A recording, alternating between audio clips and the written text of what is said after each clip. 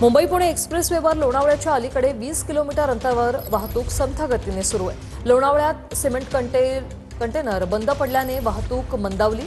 2 kilometre अंतर पार करायला 2 तासांचा वेळ लागत असल्याचं पाहायला मिळतंय। लोणावळ्याजवळच्या वाहनांना 5 ते 10 किलोमीटर पर्यंत त्या रांगा पाहायला मिळतात।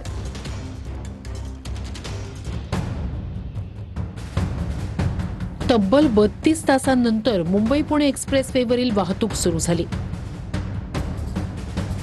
रात्री उशिरा 1:45च्या सुमारास अपघातग्रस्त टँकर हटवण्यात आला।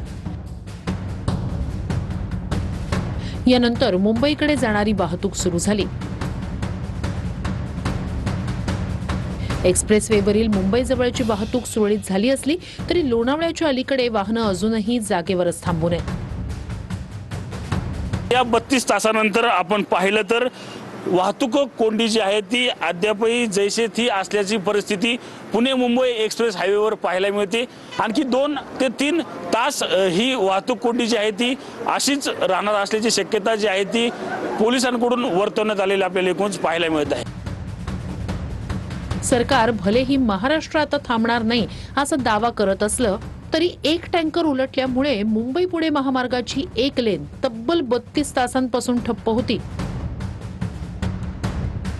लहान मुलं, वृद्ध, महिलांसह नोकरीवर निघालेल्या लोकांचे प्रचंड हाल झाले। वाहतूक कोंडीत अडकल्यामुळे चालक आणि प्रवासी हैराण झाले होते। अनेकांना ना जेवण मिळालं ना प्यायला पाणी। टोल नाक्यावर तळेगाव टोल नाक्यावर त्यांचं गाडी सोडली नाही पाहिजे। या ठिकाणी 4-5 तास जर माणसं अडकलेले आहेत त्यांची पाण्याची सोय, नाश्त्याची सोय टोल प्रशासनाने करणं हे बंधनकारक आहे, नियमात आहे। तरी पण कुठल्याही प्रकारचं नेम न पाळता नियमाचं उल्लंघन टोल प्रशासन करत आहे। या घटनेची गंभीर दखल सरकारने घेतली।